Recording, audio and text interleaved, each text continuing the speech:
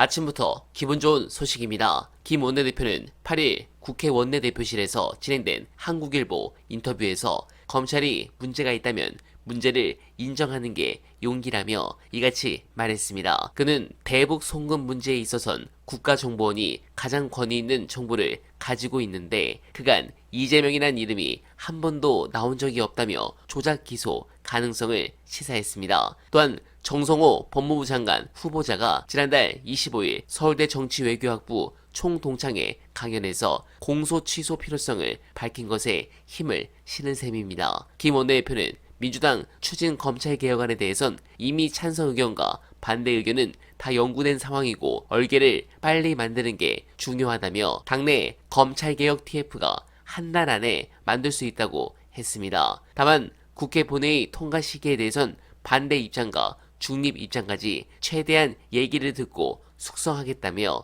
늦어도 올해 안에 시행될 것이라고 전망했습니다. 네, 좋습니다. 할 수 있는 것은 임기 초에 빠르게 다 처리해야 합니다. 잘해주시길 응원드리며 그리고 특검 소식으로 잠깐 가보면 즐거운 소식이 쏟아지고 있습니다. 중요한 영상 모시고 이어가 보겠습니다.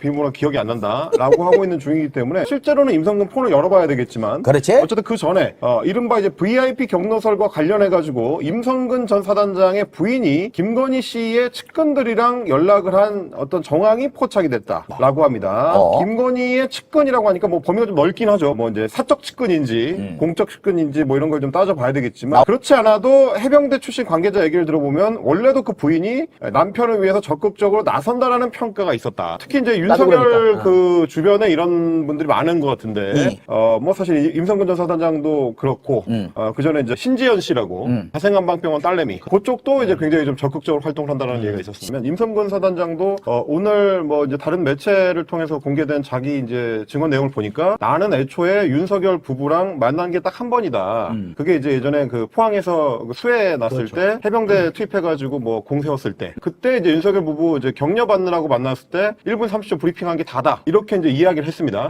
근데 그게 일단 사실이 아닐 가능성이 매우 높고, 왜냐면 이제 그날 뭐 저녁에 따로 별도의 식사 모임이 있었다라는 얘기들이 그 전후해가지고 상당히 좀 돌았었기 또 지방 일정이기 때문에 윤석열 씨의 어떤 특성상 그냥 왔을 가능성은 거의 없거든요. 여러 가지 맥락으로 봤을 때. 그럼 이제 그 단계에서 이미 어느 정도 친분이 생겼을 가능성이 매우 높습니다. 근데 그게 아니면 사실 그럴 이유가 없어요. 이 사건의 본질은 대통령이 사단장 한 명, 투스타짜리 한 명 구하겠다고 온 대통령실을 동원해가지고 해병대의 수사단장 대령다리를 압박해서 꺾어버린 거거든요. 엄청난 일입니다. 어마어마한 일을, 그 말하자면 집단 범죄를 저지르는 이유가 그냥 단순히 투스타짜리가 억울하다고 생각해서 내가 좀 도와줘야지 라는 이야기, 그런 마음이었을 가능성이 거의 없고, 그럼 누가 뭘 작동시켰느냐의 문제거든요. 그래서 이제 이종호 블랙펄 인베스트먼트 대표 쪽에서 인사 로비를 한 건지 아니면 임성근 쪽에서 움직여가지고 투쿠션으로 두 개가 들어간 건지 이런 거 이제 밝혀봐야 되는 게 하나의 라인으로 모일 수도 있고요. 그런 걸 밝히는 거기 때문에 임성근 본인이 뭐 이 사람들이랑 친하네 만에 몇 번 안 만났네 그거 자체는 그렇게 큰 핵심적인 사안은 아니다. 네, 공감합니다. 세계의 특검이 본격적으로 가동되면서 묻어있어 국민들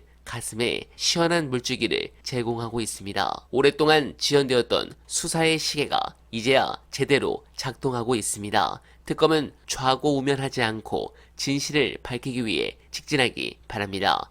오늘도 특검이 화이팅 해주길 진심으로 응원하며 어날바는 오늘도 최선을 다하겠습니다. 여러분 고맙습니다.